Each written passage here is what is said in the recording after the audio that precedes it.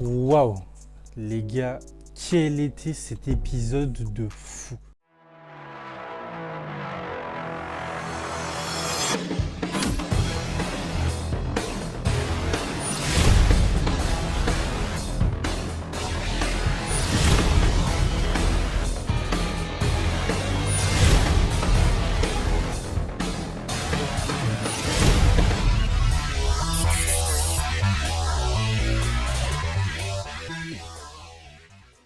Salut les gars, salut les filles, on se retrouve aujourd'hui pour une toute nouvelle vidéo sur ma critique sur l'épisode 14 wesh, de Gajakuta. Comme d'habitude les gars, on va décortiquer cet épisode de fou, on commence ce que j'ai aimé, ce que je n'ai pas aimé. Donc maintenant que tout est dit, commençons. On commence avec nos chiens nettoyeurs qui vont se déplacer pour aller chez la vieille. Rappelez-vous, celle des tout premiers épisodes qui a soigné du coup les blessures de Rudo. Et ils vont aller du coup pour soigner leurs blessures par rapport à leur combat contre Amo. Et ils vont du coup refaire la rencontre de ces deux personnages là qui du coup sera de la même famille que de la vieille. Après que nos chiens nettoyeurs ont fini de se faire soigner, ils sont partis du coup pour rentrer au QG. Sauf qu'on va se rendre compte d'un truc, c'est que du coup, comme la cité céleste bouge, on voit littéralement qu'ils jettent tous leurs ordures, ce qui crée littéralement des blessés, des morts. Et c'est ça en fait qui crée aussi la haine du coup des gens d'en bas envers les gens de la cité céleste. C'est à cause du fait qu'ils jettent tous les ordures que littéralement les gens sont clairement énervés contre eux. Et ça d'ailleurs c'est un truc qui nous a déjà été expliqué dans Gachakuta, quand je vous ai expliqué dans les épisodes précédents qu'il y avait des villes qui vivaient sous un dôme pour du coup ne pas se faire toucher par ces détritus. Vous imaginez très bien que vivre dans une ville où littéralement tu as tout le temps des objets qui te tombent sur la gueule, ça fait chier, tu vois, ça fait chier, ça casse la maison, ça casse tout, ça casse la ville. C'est pour ça que du coup certaines villes vivent du coup sous un dôme. Ça fait du coup en lien avec les tout premiers épisodes de Gachakuta, auquel du coup des gens voulaient littéralement vendre le corps de Rudo. Et c'est pour ça que du coup on comprend que les Célestiens du coup, ceux qui vivent en haut, que leur corps se revendent cher. Et pendant ce moment, Ryo va poser une question très importante auquel elle va dire mais du coup comment Rudo et l'ange ont réussi à la franchir, cette barrière qui du coup sépare du coup leur monde et celui du coup de la cité céleste. Et c'est là que du coup Rudo va être en mode je me rappelle plus du tout, et il a passé cette scène là.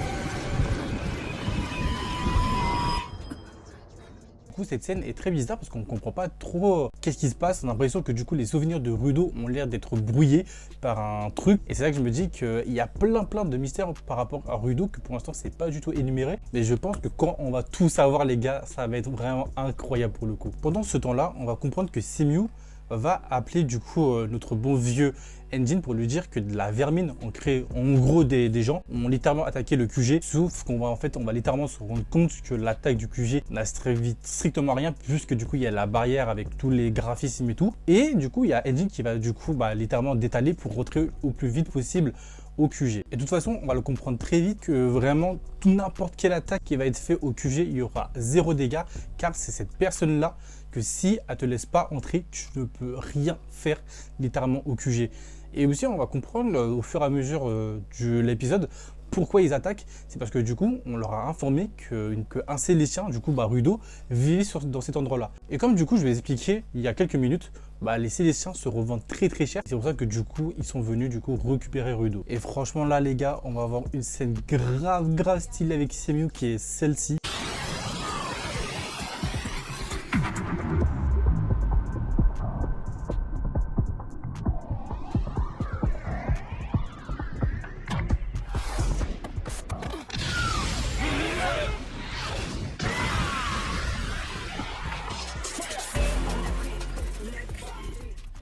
Non franchement les gars, Semiu, charisme de fou, et un flow de bâtard aussi.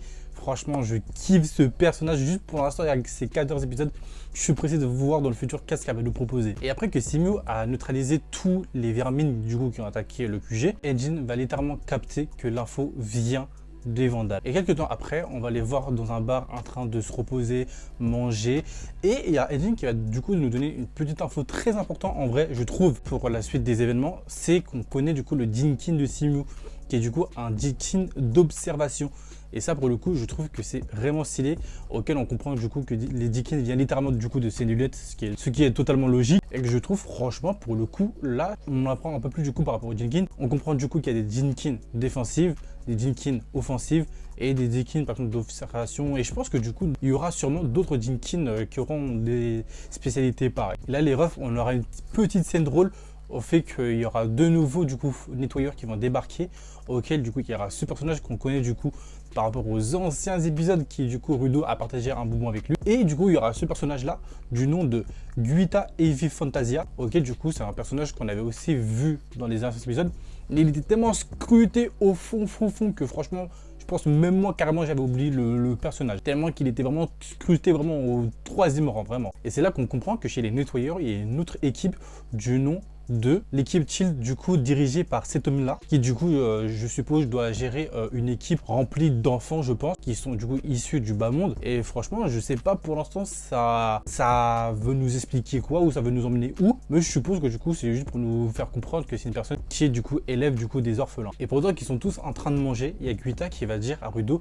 est-ce qu'elle peut lui parler de la cité céleste, sauf que Engine va lui dire de faire attention parce que du coup les murs ont des oreilles, et c'est là que du coup il va nous dire que littéralement que les personnes qui ont attaqué le QG, en fait, ils ont attaqué le QG parce que du coup, les vandales du coup avaient donné l'info. Et c'est pour ça que du coup, il dit que les murs ont des oreilles parce que du coup, les vandales étaient littéralement, a littéralement donné l'info gratuitement à une personne, et cette personne-là du coup est partie avec son groupe attaquer les nettoyeurs. C'est pour ça que du coup, il dit qu'il faut faire attention parce qu'il y a des vandales du coup qui se promènent dans les rues et des bars, et il faut pas qu'ils lâchent des informations aussi capitaux devant tout le monde. Et là les gars, on approche de la fin de la critique et on approche au climax de cet épisode qui est incroyable, auquel d'un coup il y a un mec qui va se mettre à parler de Rudo et lui dire que littéralement oui, il faut faire attention parce qu'il y a les vandales qui courent en ce moment, donc si t'as pas envie de te faire dépouiller, il faut que tu fasses attention. Et d'un coup cette personne elle montre ça, elle montre littéralement les chaussures de Amo, ce que Rudo littéralement comprend directement. Cette personne se met littéralement à étrangler Rudo et on a cette scène là. 俺が嵐屋の頭という情報量はな。天気予報は欠かさず確認することだ。備えることができる未曾有の大嵐。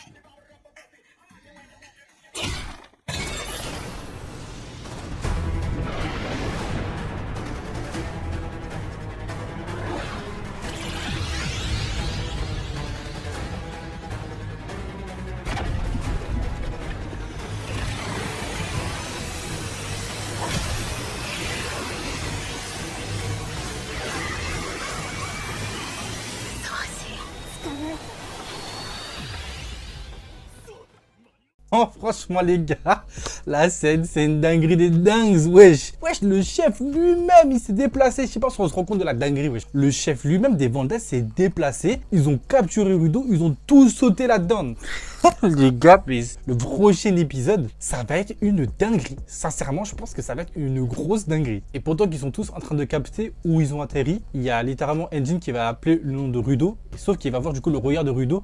Et il va comprendre que littéralement en face d'eux, il y a littéralement le groupe des Vandales. Et on termine cet épisode avec du coup Rudo qui dit où est Amo et qu'est-ce que tu lui as fait. Et t'as littéralement cette image là que je trouve incroyable, que je vais littéralement mettre en miniature, hein, clairement. Donc franchement, les gars, n'hésitez pas à me dire ce que vous avez pensé de cet épisode que j'ai trouvé franchement incroyable pour le coup. Je sais pas à vous, mais pour le coup, là, Gachakuta, c'est tellement incroyable. Là, on arrive dans la phase 2 de l'animé et putain, mais c'est magnifique. C'est magnifique, les gars. Oui, il faut le dire, c'est magnifique, putain. Mais bref, les gars, les filles, c'est déjà la fin de cette critique. N'oubliez pas de commenter, liker et partager. Et on se dit à la prochaine pour une prochaine critique Gachakuta. Salut tout le monde.